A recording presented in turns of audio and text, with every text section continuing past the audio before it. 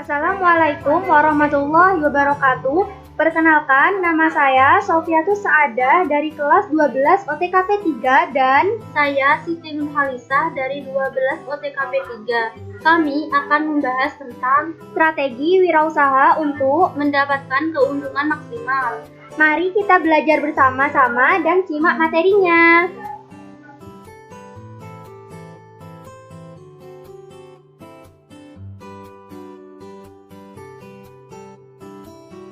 Apa sih strategi wirausaha itu?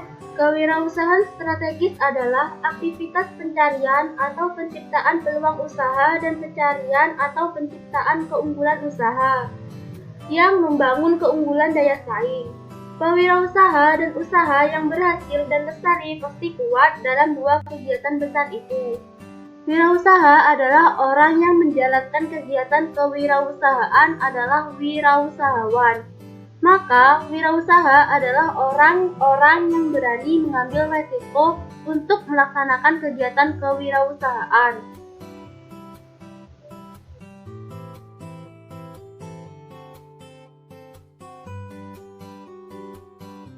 Pada pembahasan kedua ini, kita akan membahas tentang tujuan strategi wirausaha. Apa sih tujuan strategi wirausaha itu? Tujuan strategi wirausaha yaitu kegiatan bisnis yang sedang dilaksanakan akan tetap berada pada jalur yang benar dan sesuai dengan perencanaan. Berikut adalah tujuan dan manfaat lain dari strategi bisnis. 1. Pedoman dalam membangun bisnis. 2. Mengetahui tingkat keberhasilan. 3. Memenangkan persaingan. 4. Mendapatkan banyak pelanggan. 5. Mengkoordinasikan pemasaran yang lebih efektif dan terarah. 6. Meningkatkan motivasi. 7. Menambah kepercayaan diri.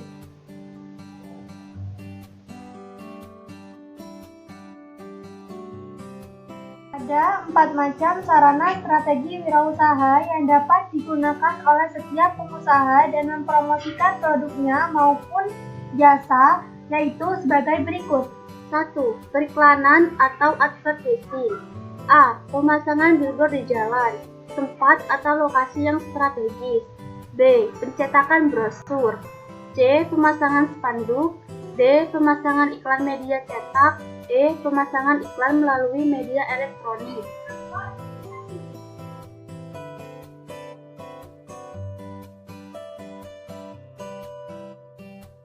Dua, promosi penjualan atau sales promotion. Tujuannya untuk meningkatkan penjualan atau peningkatan jumlah pelanggan.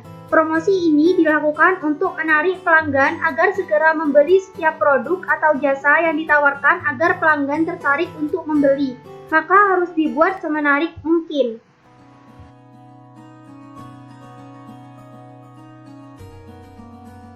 Publisitas atau publicity. Publisitas atau publicity merupakan kegiatan untuk memancing pelanggan melalui kegiatan seperti pameran, bakti sosial, serta kegiatan lainnya.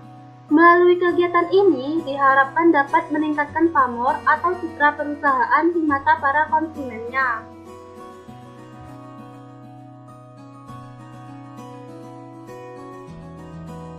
Empat, penjualan pribadi atau personal selling. Penjualan produk yang dilakukan secara langsung oleh salesman atau sales girls dengan cara pintu ke pintu atau door to door.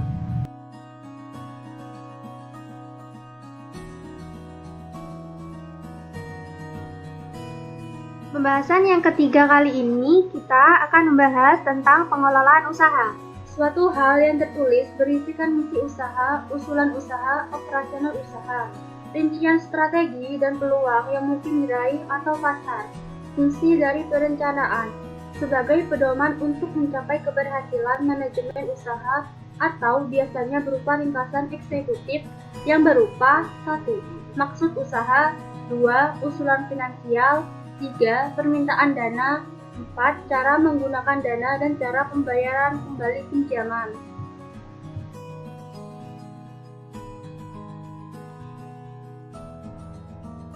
Perencanaan usaha sebagai alat untuk mengajukan kebutuhan permodalan yang bersumber dari luar, yaitu membuat proposal yang berupa yang pertama, manajemen usaha, yang kedua, pemasaran, yang ketiga, produksi atau operasional, yang keempat, keuangan perusahaan. Pada pembahasan yang keempat, kita akan membahas tentang pengelolaan keuangan. Apa sih yang dimaksud pengelolaan keuangan itu? Pengelolaan keuangan adalah bagaimana mengusahakan sumber dana, menggunakan dan mengendalikan dana-dana perusahaan.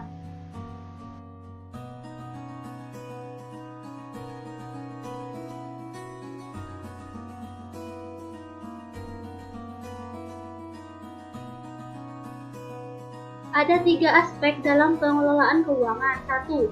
Sumber-sumber dana atau keuangan perusahaan, yaitu meliputi 1.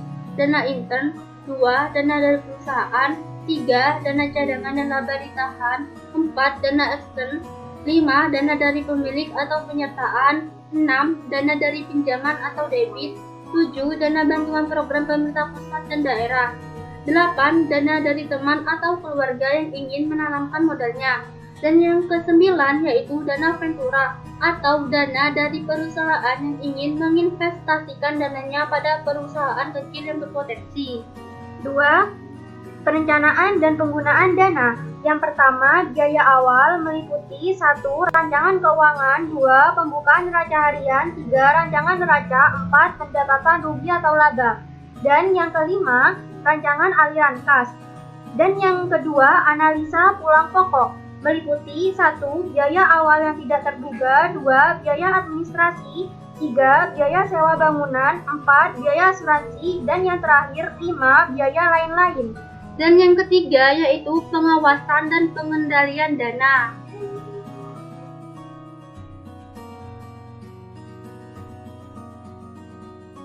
Sekian presentasi dari kami, kurang lebihnya mohon maaf. Wabillahi taufiq wal hidayah. Wassalamualaikum warahmatullahi wabarakatuh.